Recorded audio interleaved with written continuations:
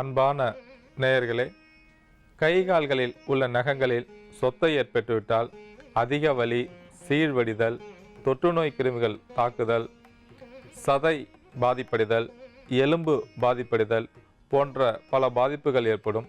அந்த நகச்சொத்தையை போக்குவதற்கு நம் வீட்டில் உள்ள எளிதில் கிடைக்கக்கூடிய பொருட்களை கொண்டு ஒரு மருந்து தயார் செய்து அந்த நகச்சொத்தையை மிக விரைவாக குணப்படுத்த முடியும். நகச்சொத்தையை போக்குவதற்கு நமக்கு தேவையான பொருட்கள் நாட்டு பசும்பால், விளக்கெண்ணெய், மஞ்சள் தூள் மற்றும் படிகாரம். இந்த பொருட்களை கொண்டு ஒரு மருந்து தயார் செய்து அந்த நகச்சொத்தையை விரைவாக குணப்படுத்த முடியும். நாட்டு பசும்பாலை நன்றாக காய்ச்சி நாட்டு பசும்பாலிலிருந்து கிடைக்கக்கூடிய ஆடை ஒரு தேக்கரண்டி, படிகாரம் நன்றாக தூள் செய்யப்பட்டது அரை தேக்கரண்டி, மஞ்சள் தூள் 1/4 தேக்கரண்டி, விளக்கெண்ணெய் 1 தேக்கரண்டி. இந்த மருந்து தயார் செய்வதற்கு முதலில் நாட்டு பசும்பாலை நன்றாக காய்ச்சி ஆடையை எடுத்துக்கொள்ள வேண்டும்.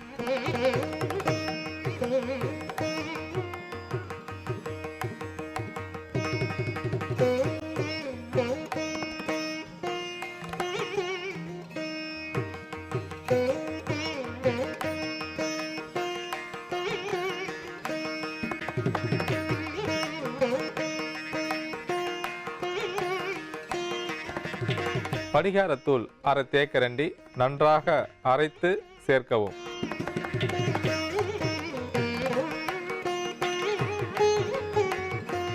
இப்பொழுது மஞ்சள் தூள் 1/4 தேக்கரண்டி சேர்க்கவும். இப்பொழுது விளக்கெண்ணெய் 1 தேக்கரண்டி சேர்க்கவும்.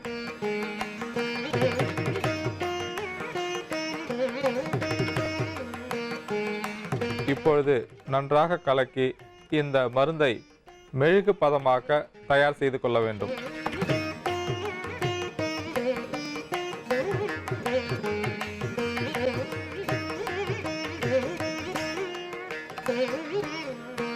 இந்த மருந்து தயாராகிவிட்டது. கைகால்களில் நகச்சொத்தை இருப்பவர்கள் இந்த மருந்தை இரவில் படுக்க போகும்போது அந்த பாதிப்படைந்த நகத்தின் மீது பூசி வரும்போது நகச்சொத்தை படிப்படியாக குறையும். சதை பாதிப்பு அடைந்திருந்தாலும், எலும்புகள் பாதிப்பு அடைந்திருந்தாலும், நகம் வெளிரி போய் நகமானது சொத்தையாக இருந்தாலும் அவையெல்லாம் நீங்கி ஒரு ஆரோக்கியமான நகத்தையும் ஒரு அழகான விரலையும் பெறுவதற்கு இந்த மருந்து அதிக அளவில் பயன்படக்கூடியது. இந்த மருந்தில் பாலாடை சேர்த்துள்ளோம். பாலில் கால்சியம் சத்து அதிகமாக உள்ளது. கால்சியம் சத்து நகங்களை பாதுகாக்கக்கூடியது. ஆகையால் நகச்சொத்தையால் பாதிப்படைந்தவருக்கு இந்த பாலாடை மிகச்சிறந்த மருந்தாக பயன்படக்கூடியது. விளக்கெண்ணெயானது ஒரு கிருமி நாசினியாகவும் உடலுக்கு குளிர்ச்சி கொடுக்கக்கூடிய பொருள்.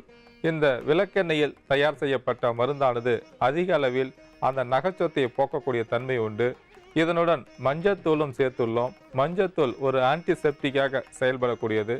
நகச்சொத்தை, சீழ்வடிதல், நகத்தின் கணுக்களிடையே வலி. அன்பான நேயர்களே, வீட்டிலே உள்ள குழந்தைகளுக்கு வயிற்று வலி அதிகமாக வந்துவிட்டால் ஏன் வந்தது, எதற்காக வந்தது என்று தெரியாமல் முழிப்போம். அப்பொழுது அவர்களுக்கு வயிற்று பகுதியில் அதிகமான புழுக்கள் இருந்தாலும் அந்த வயிற்று வலி வருவதற்கு வாய்ப்புண்டு. அந்த புழுக்களை வெளியேற்றுவதற்கு பேதி மாத்திரை கொடுக்க வேண்டும். குழந்தைகள் பேதி மாத்திரை சாப்பிடுவதற்கு பயப்படுவார்கள். அது மட்டுமல்லாமல் விளக்கெண்ணெய் கொடுத்தாலும் அதிக அளவில் பேதியாகும். அந்த பேதியாகும் என்றாலே குழந்தைகள் பயப்படுவார்கள். பெரியவர்கள் கூட பேதி மாத்திரை சாப்பிட வேண்டும் என்றால் பயப்படுவார்கள். அவ்வாறு பயம் கொள்ளாமல் வீட்டிலே உள்ள பொருட்களை கொண்டு ஒரு மருந்து தயார் செய்து சாப்பிடும்போது அந்த வயிற்று பகுதியில் தங்கியுள்ள அந்த புழுக்களானது மலத்தின் வழியாக வெளியேறிவிடும். ஒரு ஆரோக்கியமான உடல்நிலையை பெற முடியும். இந்த மருந்து தயார் செய்வதற்கு தேவையான பொருட்கள் சுண்டைக்காய் வற்றல், வேப்பம்பூ, பனைவெல்லம், விளக்கெண்ணெய் மற்றும் பெருங்காயம். சுண்டைக்காய் வற்றல் அதிக அளவு கசப்புத்தன்மையுடையது. இந்த சுண்டைக்காயை மோரிலே ஊற வைத்து காய வைத்து அந்த வற்றலாக இருக்கும்போது சாப்பிடுவதற்கு சுவையாக இருக்கும். அவற்றுடன் சிறிதளவு உப்பு சேர்த்து ஊற வைப்பார்கள். அதனால் சாப்பிடுவதற்கு அந்த கசப்பு சுவை குறைந்துவிடும். உப்பு சுவையும் கசப்பு சுவையும் சேர்ந்து நாவிற்கு ருசியை கொடுக்கக்கூடியது. மலம் சரியாக வெளியேறவில்லை என்றால் இந்த சுண்டைக்காய் வற்றலை நன்றாக நெய்யிலே வறுத்து சாப்பிட்டு கொண்டு வரும்போது மலச்சிக்கல் தீரும், மூலநோய் வராமல் பாதுகாக்கப்படும். அஜீரண கோளாறு ஏதேனும் இருந்தால் பசி எடுக்காது. பசி எடுப்பதற்கு இந்த சுண்டைக்காய் வற்றலை நன்றாக வறுத்து சாதத்தில் பிசைந்து நெய் கலந்து சாப்பிட்டு கொண்டு வரும்போது சிறந்த பசி தூண்டியாக செயல்படக்கூடியது. வயிற்று உப்புசம் இருந்தால் அந்த வயிற்று உப்புசத்தை தீர்க்கக்கூடியது. அதாவது மலக்குடலில் அதிகமான புழுக்கள் இருந்தாலும் வாந்தி, குமட்டல், வயிற்று வலி, பேதி போன்ற பல பாதிப்புகளை ஏற்படுத்தும். அந்த புழுக்களை எளிதாக வெளியேற்றுவதற்கு இந்த சுண்டைக்காய் வற்றல் ஒன்றே போதுமானது. இந்த சுண்டைக்காய் வற்றலை வாரத்திற்கு இருமுறை சாப்பிட்டு கொண்டு வரும்போது வயிற்று பகுதியில் அதிகமாக தேங்கியுள்ள வாயு வெளியேறும், புழுக்கள் வெளியேறும், குடல் சுத்தப்படுத்தப்படும், பசி எடுக்கக்கூடியது, மலச்சிக்கல், மூலநோய் வராமல் காக்கக்கூடிய தன்மை இந்த சுண்டைக்காய் வற்றலுக்கு உண்டு. அதை போல வேப்பம் பூவிற்கும் அதே தன்மைதான். அதிக அளவு கசப்பு தன்மையுடையது. இந்த வேப்பம் பூவை நெய் விட்டு வதக்கி சாப்பிட்டு கொண்டு வரும்போது இதய நோய் அறவே தீரும். நெஞ்சு பகுதியில் ஏதேனும் பாதிப்பு இருந்தால் அதை சரி செய்யக்கூடியது. இரத்தத்தில் உள்ள கிருமிகளை வெளியேற்றக்கூடியது. மலக்குடலில் தேங்கியுள்ள பழைய மலத்தை வெளியேற்றக்கூடியது. குடலிலே தங்கி கொண்டு அதிக வேதனை கொடுக்கக்கூடிய அந்த குடல் புழுக்களை வெளியேற்றக்கூடியது. ஆஸ்துமா நோயால் பாதிப்புடையவர்கள் கால் தேக்கரண்டி சுண்டைக்காய் வற்றல் பொடியும் கால் தேக்கரண்டி வேப்பம்பூ பொடியும் இரண்டையும் ஒன்றாக சேர்த்து நெய் விட்டு சாதத்திலே பிசைந்து சாப்பிட்டு கொண்டு வரும்போது சுவாச உறுப்புகளில் ஏற்பட்டுள்ள பாதிப்பை சரி செய்து சுவாசத்தை சீராக்கும். ஒரு ஆரோக்கியமான உடல்நிலையை பெற்று வாழ்வதற்கு இது மிகச்சிறந்தாக பயன்படக்கூடியது. ஆஸ்துமா நோயாளிகள் இந்த மருந்தை தினசரி சாப்பிட்டு கொண்டு வரும்போது நீண்ட நாட்களுக்கு ஆரோக்கியமாக வாழ முடியும். குறிப்பாக வயிற்று பகுதியில், அதாவது குடலில் தங்கியுள்ள இந்த புழுக்களை வெளியேற்றுவதற்கு வேப்பம்பூ அதிக அளவில் பயன்படக்கூடியது. ஆகையால் நாம் வேப்பம்பூவையும் எடுத்து வைத்துள்ளோம். அடுத்ததாக பெருங்காயம். பெருங்காயம் வயிற்று உப்புசத்தை போக்கவும், வயிற்று பகுதியில் உள்ள தேங்கிய அந்த மலத்தை வெளியேற்றுவதற்கும் வாயுவை அகற்றுவதற்கும் அதிக அளவில் பயன்படக்கூடியது. அடுத்ததாக நாம் எடுத்துக்கொண்ட பொருள் விளக்கெண்ணெய்.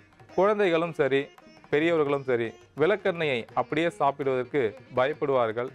அவ்வாறு விளக்கெண்ணெயை கொடுக்காமல் இந்த பொருட்களை, அதாவது சுண்டைக்காய் வற்றல், வேப்பம்பூ, பெருங்காயம் இவற்றை நன்றாக விளக்கெண்ணெயில் வறுத்து தூள் செய்து வைத்துக்கொண்டு அவற்றுடன் சிறிதளவு பனைவெல்லம் சேர்த்து உருண்டைகளாக உருட்டி குழந்தைகளுக்கு கொடுக்கும்போது அதை ஆசையாக வாங்கி சாப்பிடுவார்கள்.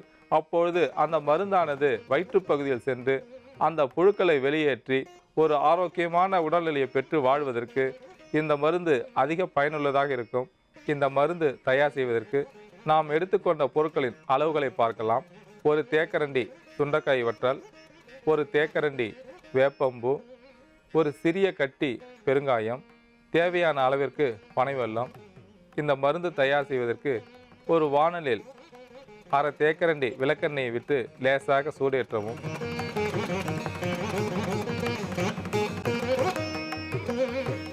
ஒரு தேக்கரண்டி சுண்டைக்காய் வற்றலை சேர்த்து இளம் வறுப்பாக வறுக்கவும்.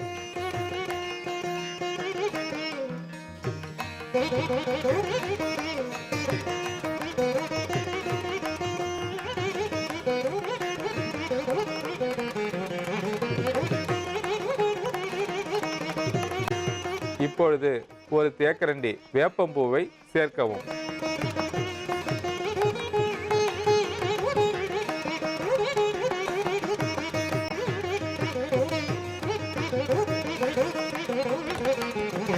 ஒரு சிறிய கட்டி பெருங்காயத்தை சேர்க்கவும்.